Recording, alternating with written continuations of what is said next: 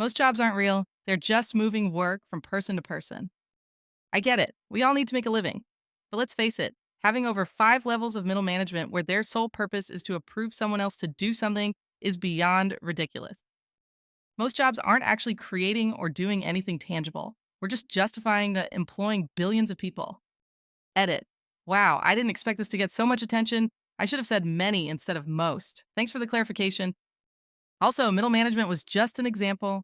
I'm not saying most jobs are in those positions. Life's a game, and the financial goal is to make the most money with the least effort. So, while I applaud those with so called pointless jobs making 6 figures, I still think it's nonsense. Am I the asshole? Share your thoughts in the comments below. Now, let's take a look at what other users had to say. User 1 says the actual term is nonsense, like my job isn't imaginary. User 2 says, there's a book called Bullshit Jobs that goes into detail about what you're referring to. User 3 says, you mentioned most jobs, but your only example is middle management? User 4 says, could you provide more context or details regarding your question about most jobs? User 5 says, I can say as an auditor that yes, the entire purpose of middle management is to review and approve the work of multiple people. It's a type of internal control companies need for all their different business cycles. Now, whether these middle managers do their job well varies from place to place, but without them, most companies would be in a lot of deep trouble. User 6 says, this is a straightforward look at reality using counting as an example. You have one person performing an entry and another analyzing it, making it 2 people involved. These individuals are skilled enough to excel in their roles and find creative solutions for any scenarios that arise. The result of their ledger entry is then analyzed by accountants or finance professionals, who take the sum of all entries for a month and create a more detailed analysis. This concept applies to fields like surgery, mechanics, trades, and more.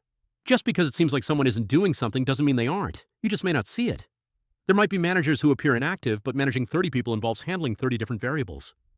User 7 says the fundamental issue with your argument is that we do not need to justify employing people.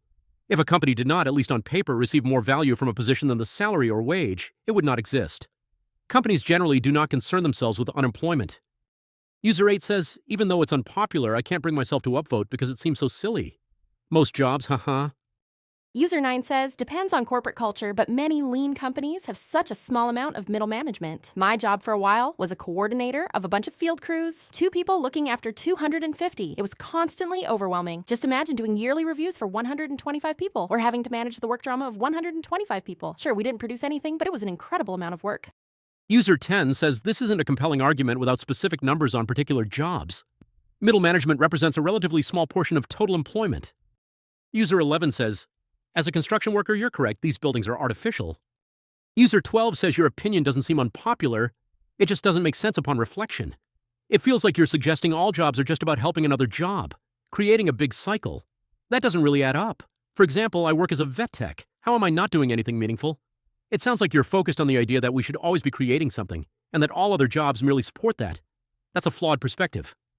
User 13 says, I used to agree with this until someone pointed out that 1, militaries exist, and you just can't deny that middle management is necessary, middle officer and non-officer ranks. 2, people who usually repeat this are low-level employees who are always asking what their managers even do. 3, whenever people bring up unnecessary jobs, I can never get an example of a systemic issue, such as a company that employs many people for unnecessary jobs in certain positions. Who's the biggest employer of unnecessary jobs? Walmart, Facebook, Google, Apple? I mean, Apple gets accused of reselling the same iPhone each year, so what are those engineers doing, right? No one can ever give me a good example.